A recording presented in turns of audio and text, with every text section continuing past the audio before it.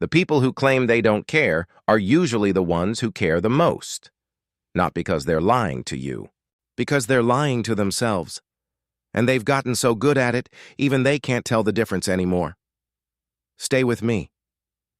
Because by the end of this, you're going to recognize yourself in a way you didn't expect. Somewhere along the way, most of us learned a dangerous lesson. Caring is dangerous. Wanting something out loud gives other people power over you. So we built armor, not out of steel and out of indifference. Think about the last time you got hurt, really hurt. And instead of saying, that mattered to me, you said, it's not a big deal. Think about the last time you loved someone more than they loved you back. And instead of admitting it, you acted busy, distant, unbothered. That's not confidence. That's a costume. And the terrifying part is, we wear it so often, we forget it's a costume at all. Here's what's actually happening inside your brain when you act like you don't care. Psychologists call it emotional suppression, deliberately. Hiding what you feel to protect yourself from being hurt further. But your brain doesn't experience suppression as safety. It experiences it as threat management.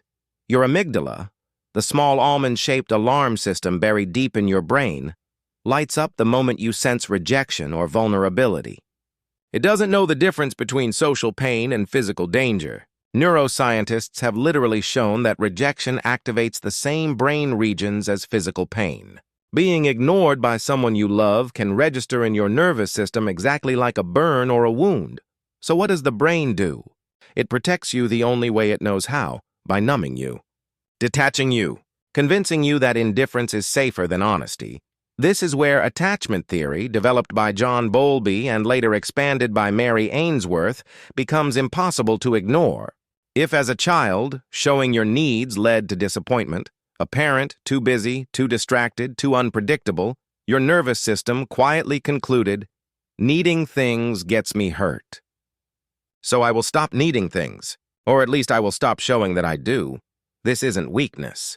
This is a survival strategy your 10-year-old self built to make it through a world that didn't always meet him or her halfway. The tragedy is, 30 years later, you're still using a child's armor to survive an adult's world. Let's walk through this together. Not as a lecture, as a mirror. Sign 1. The overcorrection of I'm fine. Someone asks if you're okay after something clearly upset you, and you respond instantly, too instantly, with I'm fine. Speed is the tell. Real okayness takes a breath. Fake okayness is rehearsed, because some part of you decided the answer before the question was even finished. Psychologist Susan David calls this emotional bottling, pushing feelings down so they don't have to be witnessed. Studies on emotional suppression show it doesn't reduce the internal stress response. It actually increases cardiovascular activity and cortisol levels. Your body pays the tax your mouth refuses to. Imagine Sarah sitting across from her best friend after being excluded from a group trip. Her friend asks, "Are you upset about not being invited?" Sarah laughs it off. "No, honestly, I wouldn't have gone anyway." But that night, she replays the conversation 4 times before falling asleep. The people around her never learn she needs reassurance because she never shows them she does. So the loneliness compounds, silently, invisibly. Sign 2. Preemptive detachment. Before anyone can reject you, you reject the situation first. "I don't really care about this job anyway." "I wasn't that into her." Friendships like that never last long. This is psychological self-protection called preemptive devaluation. If you decide something doesn't matter before it can hurt you, the pain feels smaller when it comes. Researchers studying rejection sensitivity found that people high in this trait often devalue relationships or opportunities in advance. Not because they don't want them, but precisely because they want them too much. Picture James at work, watching a promotion go to someone else. Instead of admitting disappointment, he tells his coworkers, "I didn't even want that role. It's overrated." Inside, he had imagined that promotion for 6 months. Ambition quietly dies under the weight of pretending not to want things. Eventually, James stops trying, because trying requires admitting he cares, and caring to him has become unbearable. Sign 3, the silent withdrawal in relationships. Instead of expressing hurt, you go quiet. You stop initiating. You let distance do the talking. This connects to what therapists call avoidant attachment. When closeness starts to feel like danger, withdrawing feels safer than confrontation. Attachment researchers found that avoidantly attached individuals show increased physiological stress, elevated heart rate, cortisol, during conflict, even while appearing calm and unbothered on the outside. The nervous system is screaming while the face stays still. Think of a couple, Maya and Daniel. After an argument, Maya doesn't yell. She simply stops texting first. Days pass. Daniel assumes she's over it. She isn't. She's protecting herself from ever being the one who cared more. Two people who love each other slowly drift, not from lack of feeling, but from too much feeling neither knew how to say out loud. Sign 4, sarcasm as a shield. Whenever something meaningful comes up, you deflect with a joke. Humor gives distance. If you laugh about it, you never have to sit in it. Psychologists refer to this as a defense mechanism, specifically, intellectualization or humor-based avoidance, a way of processing pain without ever fully feeling it. Imagine a family dinner where someone brings up a childhood memory of a parent missing an important event. Instead of saying, "That really hurt me," the child, now an adult, jokes, "Yeah, classic dad, always somewhere else," and the table laughs. And the wound stays exactly where it was, unspoken. The people we could be closest to only ever meet the joke, never the person underneath it. Sign 5, overachieving to prove you're fine. Instead of expressing emotional pain, you throw yourself into productivity. Work, gym, projects, achievement. Achievement is controllable. Emotions are not. So the brain redirects energy toward what feels manageable.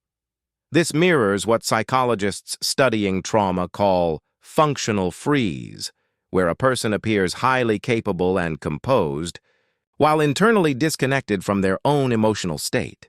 After a painful breakup, instead of grieving, someone throws themselves into 18-hour workdays. Convinced that staying busy means being okay, everyone praises their strength. No one asks if they've cried yet. The grief doesn't disappear. It waits. And it always collects interest. Notice something about every single one of these signs. They're not about not caring. They're about caring so much that honesty feels unbearable. Every "I'm fine," every joke, every silence, every burst of overachievement, all of it is the same message, translated into different disguises. I'm afraid that if I show you how much this matters to me, you'll either leave or you'll use it against me. That fear didn't come from nowhere. It was built, moment by moment. Disappointment by disappointment. By every time vulnerability was met with carelessness instead of comfort. And if you're watching this and feeling a strange tightness in your chest right now, that's not a coincidence. That's recognition.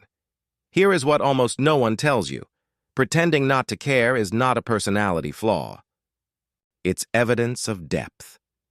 Only people capable of feeling deeply ever need armor this heavy.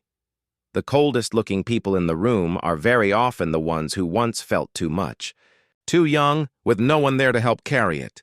Psychology doesn't ask you to stop caring less. It asks you to stop hiding that you care. Because the goal was never numbness. The goal was always safety. And numbness was simply the closest thing to safety you could build on your own. But you're not building this alone anymore. That's what changes now. How can someone overcome it psychologically? Name the emotion before you perform the mask. Neuroscience calls this affect labeling. Simply saying, "I feel hurt," instead of "I'm fine," reduces amygdala activation almost instantly. Try this tonight. The next time something stings, whisper the true word to yourself before you say the fake one out loud. Practice one honest sentence a week. Not a confession marathon, just one. That actually meant a lot to me. I was hoping you'd stay longer. Small honesty rewires the nervous system to associate vulnerability with survival, not danger. Separate your childhood rulebook from your adult reality. Ask yourself, is this person from my past, or is this person in front of me right now? Most emotional walls were built for someone who is no longer in the room. Let your body finish what your mind interrupted. If you suppress tears at 14, your body still remembers that unfinished wave. Movement, breath work, even crying alone in your car, these are not weaknesses. They are completions. Choose one person to be fully seen by. Not everyone, just one. Psychological safety doesn't require mass vulnerability. It requires one reliable exception to the rule that caring gets you hurt. Maybe you were never actually cold. Maybe you were just a person who learned. Very early, that love came with conditions. So you built a room inside yourself where no one else could reach. Not because you didn't want them to, but because you were terrified of what would happen if they got close and left anyway.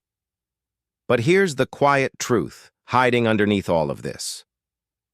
Heart that pretends not to care is still a heart that cares enough to protect itself. And that is not brokenness. That is proof it's still alive. Somewhere out there, right now, someone is reading a message for the third time, deciding whether honesty is worth the risk, maybe today. It finally is. Because the bravest sentence in the world was never, "I don't care." It was always the smaller, shakier one, whispered by people who finally stopped performing. Actually, this matters to me. If this video described a part of you that you've never said out loud to anyone, you're not alone in that room. Thousands of people just watched this and felt the exact same tightness in their chest. So do one brave thing right now. Comment the sentence you've been too afraid to say to someone. You don't have to name them. Just say it here. If this reached something in you, share it with the one person who needs to hear it more than they'll ever admit. And if you want more of these, psychology that doesn't just inform you, but understands you, subscribe. Because the next video might be the one that helps you finally put the armor down. You've been surviving long enough. It might be time to just be honest.